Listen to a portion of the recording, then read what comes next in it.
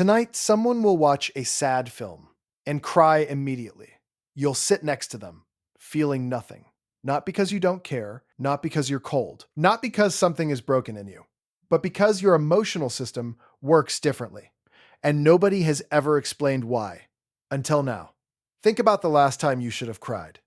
A funeral, maybe? A goodbye. A moment that broke everyone around you completely. And you stood there, dry-eyed, composed, feeling something enormous inside, but nothing coming out. People noticed. Maybe they said something. Maybe they just looked at you a certain way, and you felt it. That familiar, quiet shame. What's wrong with me? Why can't I just cry like everyone else? Here's what nobody told you. Nothing is wrong with you. Your brain isn't cold. It isn't damaged. It made a very specific decision a long time ago, before you even knew it happened. Go back for a moment. You're young. Something happened that hurt deeply. Maybe a loss. Maybe a humiliation. Maybe a moment of genuine grief. You cried, and something went wrong. Nobody came. Or someone told you to stop. Or you learned that crying made things worse. Made you more vulnerable. Made people uncomfortable. Made the situation harder to control. So your brain made a decision. Not consciously. Automatically. If crying doesn't help, if crying makes things harder, then crying is a liability. And your nervous system, which exists entirely to protect you, quietly began closing that door. Not all the way. Just enough. Just enough that the tears stopped coming automatically. Just enough that you could hold it together when everyone else couldn't. Just enough that you became the composed one, the reliable one, the one who handled it. That wasn't weakness forming. That was protection. Psychologists have a term for this. Emotional suppression conditioning. It develops specifically in people who learned early that emotional expression had consequences. Not always dramatic consequences. Sometimes just the quiet lesson that feelings were inconvenient. That composure was valued. That holding it together was what was expected. Research published in the Journal of Personality and Social Psychology found that people who suppress emotional expression don't feel less than others. They feel more. Their internal emotional experience is measurably more intense than average. But the neural pathway that connects feeling to releasing has been rerouted. The emotion arrives. It just can't find the exit. But there's something even more interesting. In 2009, psychologist Ad Vingerhoets at Tilburg University, one of the world's leading researchers on crying, made a discovery that changed how scientists understand emotional suppression. He found that people who rarely cry in public consistently report something unexpected. They described feeling their emotions more acutely than people who cry easily. Not less. More. When something is sad, they feel the sadness completely. When something is beautiful, they feel that too. Every emotion arrives at full volume. It just doesn't exit the same way. Vingerhoets described it as a full container with a sealed lid. The contents are real, the pressure is real, the lid just holds. You don't feel less than people who cry easily. You feel everything they feel. Plus the weight of containing it. If you've ever felt something so deeply, something so genuinely moving, that you could feel the pressure of it building behind your eyes, and nothing came, you already know exactly what I'm talking about. Here's what the research found next. And this is where everything changes. Scientists studying emotional resilience, who track how people perform during sustained crisis, keep finding the same profile at the top of every study.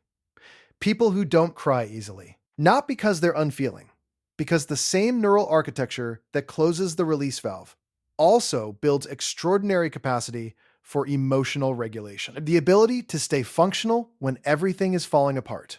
The ability to think clearly when everyone else is overwhelmed. The ability to be present for other people's pain without being consumed by it. Psychologists call this affect regulation. The ability to experience intense emotion without being destabilized by it. And it is one of the rarest and most valuable psychological traits a person can have. The person in the room who stays calm when everyone else breaks down is almost always someone who learned early to contain rather than release.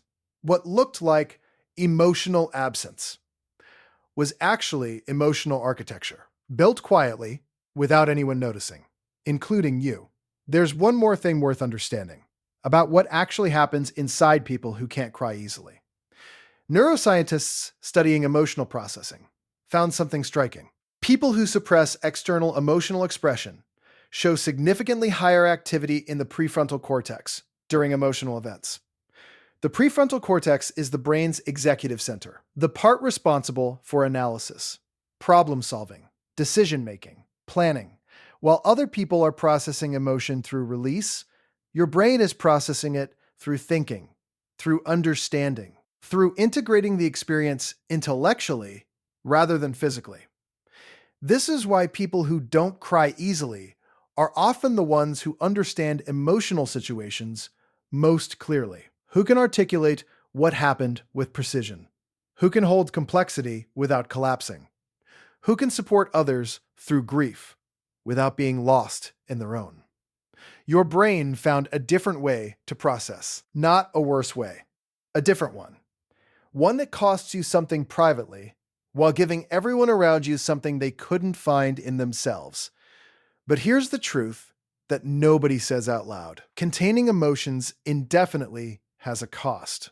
The lid holds, but the container fills.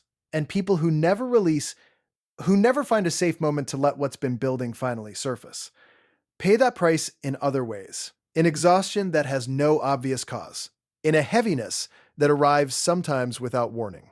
In those rare private moments, driving alone, or in the shower, or at 3 a.m. when the lid finally slips and everything that was held back arrives at once. If that has ever happened to you, that wasn't weakness finally breaking through. That was your system doing what it was always designed to do. Finally finding the moment it felt safe enough to release what you had been carrying for everyone else for years. You were never cold. You were never broken. You were never emotionally unavailable. You were the person who learned that feelings were something to carry, not to spill. And you have been carrying them, quietly, competently, without ever asking anyone to notice the weight. You became the composed one, the reliable one. The one people call when everything falls apart, not despite being unable to cry easily.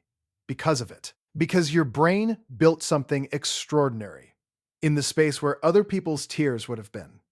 An architecture of containment, a capacity for presence, a strength so quiet it looks like nothing from the outside. Until the moment it matters. And then it's the only thing in the room. You don't need to cry to feel deeply. You never did. The depth was always there, waiting, in every contained moment, in every dry eye at the funeral, in every film that hit you harder than you showed, in every time someone said, "Don't you feel anything?" And you felt everything, and said nothing, because that's what you do. That's what you've always done. And it was never something to be ashamed of. It was always the whole point of you. Before you go, I want to ask you something. Think about the last time you felt something deeply but couldn't cry. What did you do with it instead? Tell me in the comments. I read every single one,